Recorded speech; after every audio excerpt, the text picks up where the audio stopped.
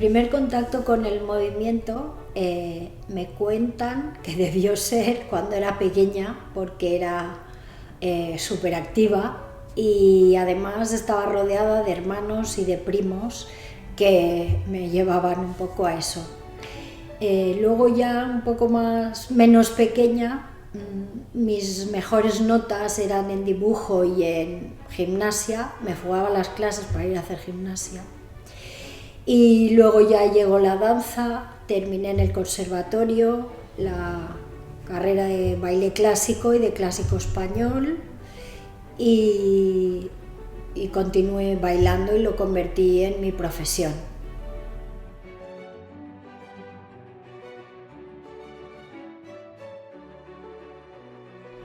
Profesionalmente el movimiento en mi vida, después de que naciera Zoe y abandoné el escenario y la danza, hubo algo que fue un poco detonante.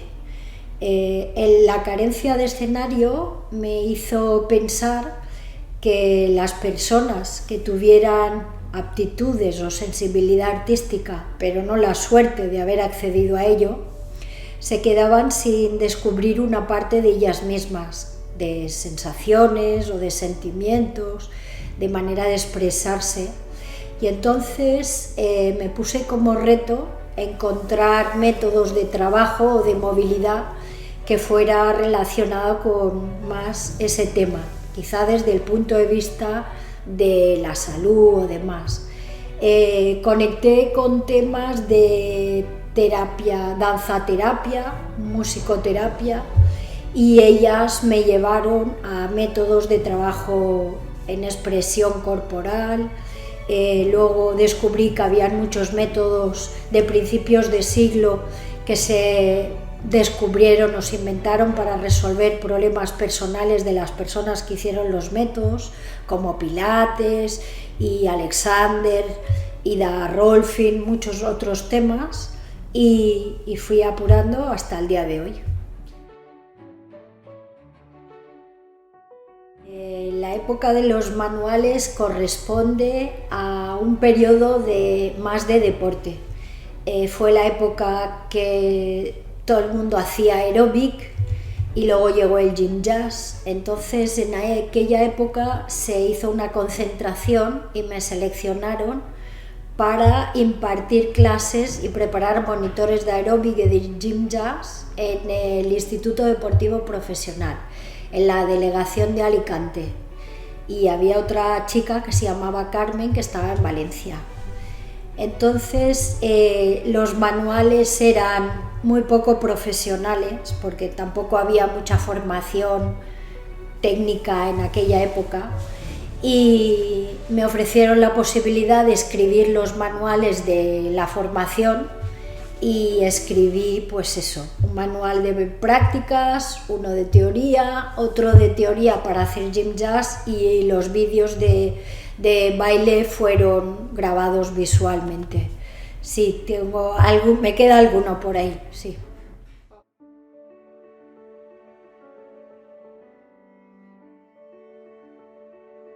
En el ámbito de la salud fue cuando me bajé del escenario.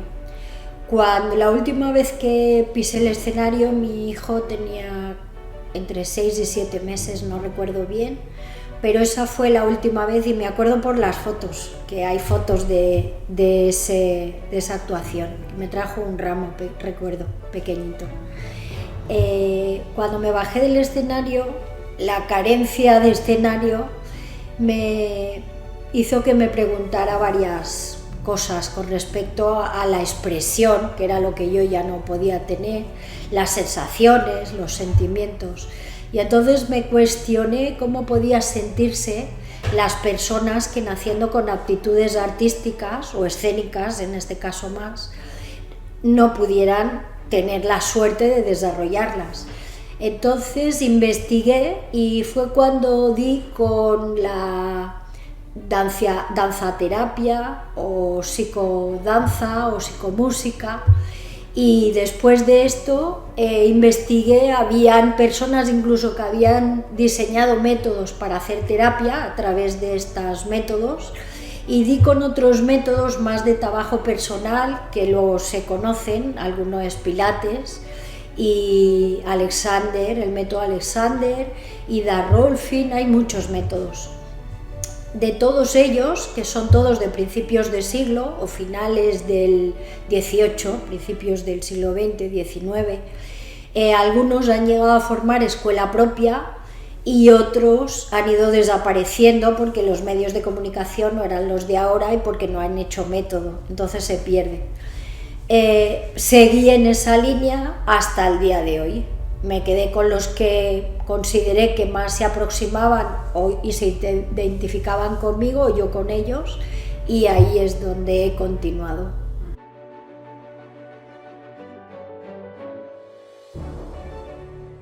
El método Feldenkrais es con diferencia el que más, porque quizá es el único que es distinto a todas las metodologías. Todos los métodos tienen una aplicación cuantitativa de cantidad y de acción, es decir, los objetivos van centrados en haces tantas repeticiones, las haces de esta manera o de otra, pero ningún método se centra en ti, donde tú eres el objetivo principal. Quizá lo que más se parece a eso puede ser el yoga o la meditación, pero no hay un método específico. Pilates, el método Alexander, el método Feldenkrais, que además él era físico de carrera y colaboró incluso con Madame Curie, era cinturón negro en judo y se lesionó una rodilla. Y a través de la lesión de la rodilla puso en práctica de qué manera la gravedad y la movilidad podían funcionar en su favor y desarrolló un método que fue un bombazo. Lo que pasa es que él no se preocupó de la difusión y se conoce en medios muy próximos a él o a trabajos médicos específicos. Y nada, en algún momento vi una publicidad en Madrid, me desplacé a Madrid, hice un seminario, me encantó, me apasionó y a raíz de ahí 4 años hice la formación porque es súper larga.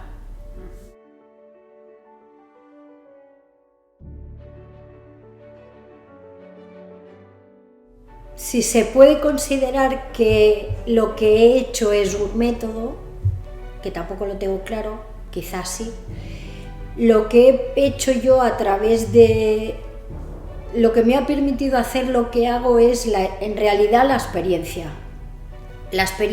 y el tiempo, que es bueno para unas cosas y malo para otras, entre comillas, es lo que te permite haber aprendido más tiempo, es decir, tienes más años y eso puedes invertirlo de muchas maneras, pero sí te permite formarte y estudiar y investigar en más métodos. Cuando trabajas en muchos métodos y tienes experiencia en años de haber trabajado con muchas personas en sectores distintos y en distintas edades, puedes sacar una serie de conclusiones, si tu objetivo es sacar conclusiones, claro.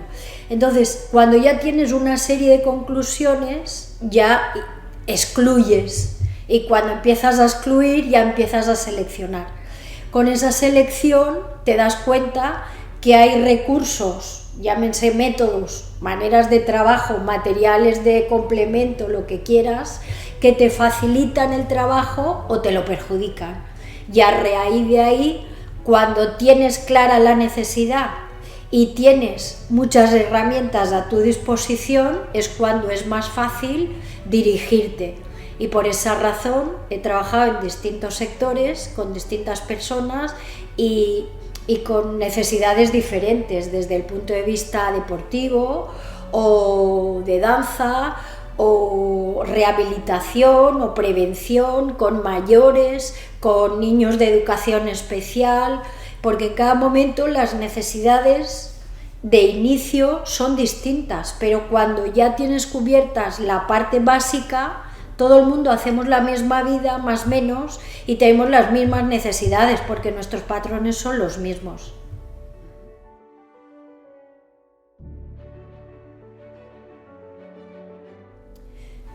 son como inseparables, una es necesaria de la otra, es decir, tú puedes aprender a hacer. Normalmente los aprendizajes cuando son físicos, hablemos de deporte o de baile o de lo que sea, miras, copias y haces. Aquí, con este sistema de trabajo, no se trata de que tú aprendas nada, se trata de que tú descubras lo que haces que te hace daño. Entonces, para hacer eso no puedes mirar y copiar. Yo no puedo, no te ayudo si te muestro físicamente lo que tú tienes que aprender. Es decir, yo tengo que encontrar la manera verbal de que tú entiendas qué es lo que necesita, y para eso mismo principalmente hay unas pautas que se siguen, se trabaja en descarga, que es en el suelo, donde tú no tienes que cuidarte de sostener tu propio peso, y a raíz de ahí, con indicaciones, descubres qué partes de tus rangos de movilidad has olvidado y has dejado de utilizar. Y de la misma manera que los aprendiste cuando eras pequeño, el cerebro es plástico y por eso se puede reeducar. Con unas indicaciones nuevas y diferentes, tú encuentras otras maneras diferentes de hacer las cosas. Y de esa manera, progresivamente, haces cambios sistémicos, un poco como aprender a conducir, que al principio te dan indicaciones, haces una teoría, luego haces unas prácticas hasta que recuperas la seguridad y vas solo. Pues conmigo tienes unas clases, entre comillas, teórico-prácticas, luego haces unas prácticas tú solo y luego tu sistema nervioso, que es muy listo y está puesto para ayudarte, hace los cambios y tú un día te descubres que has cambiado y no sabes en qué momento lo hiciste.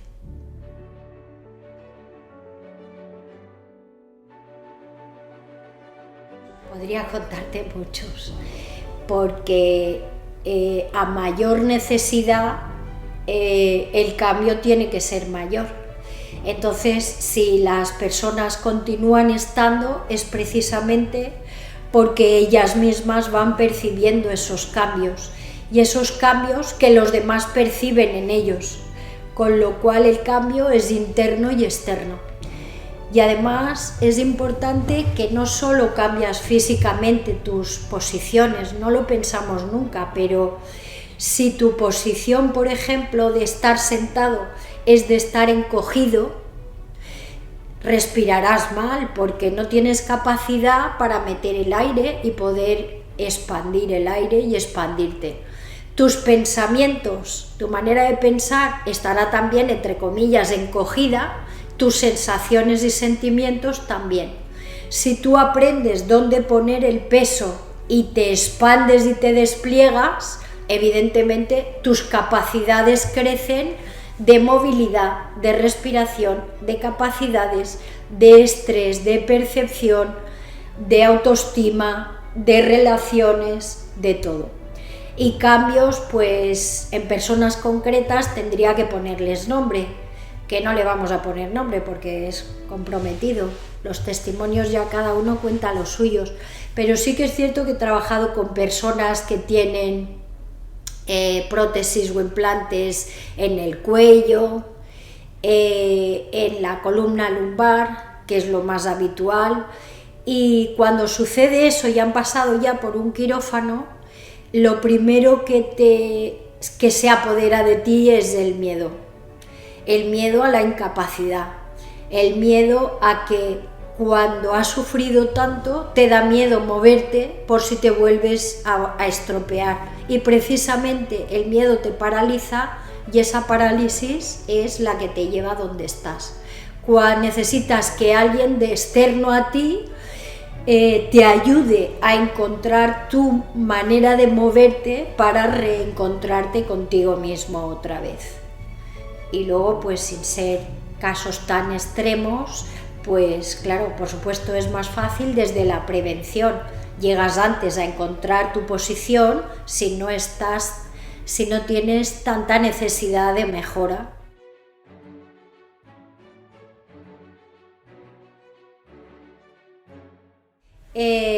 El aula virtual surge hace años, muchos años, cuando los alumnos me pedían que con CDs grabara las sesiones para ellos llevárselos cuando se iban de vacaciones, o gente que trabajaba y hacía periodos comerciales fuera y se querían llevar sus grabaciones para seguir sus clases. Por falta de tiempo, nunca tuve un periodo de tiempo tan largo para dedicar a hacer eso. Sí que es cierto que transcribía las metodologías, las sesiones, las clases y las tenía todas ordenadas. En este momento, donde todos hemos estado confinados durante tanto tiempo, pues yo, que intento siempre buscarle la parte buena a las cosas, podría decir que no hay mal que por bien no venga, para mí al menos.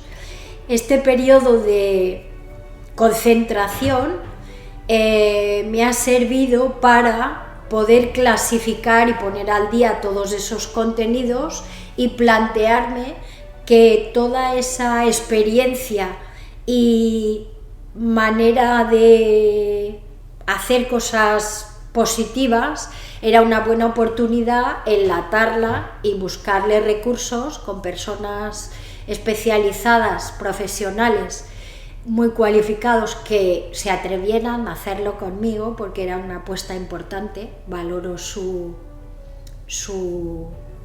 valor y su dedicación. Pudiéramos poner en marcha este trabajo virtual para acercarnos a la persona que quiera averiguar cómo estar mejor y cómo mejorar. Y hasta aquí mi vida. Y si os ha gustado el vídeo y quieres seguir escuchando sobre el trabajo o sobre mi vida profesional, suscríbete y dale a la campanilla de me gusta.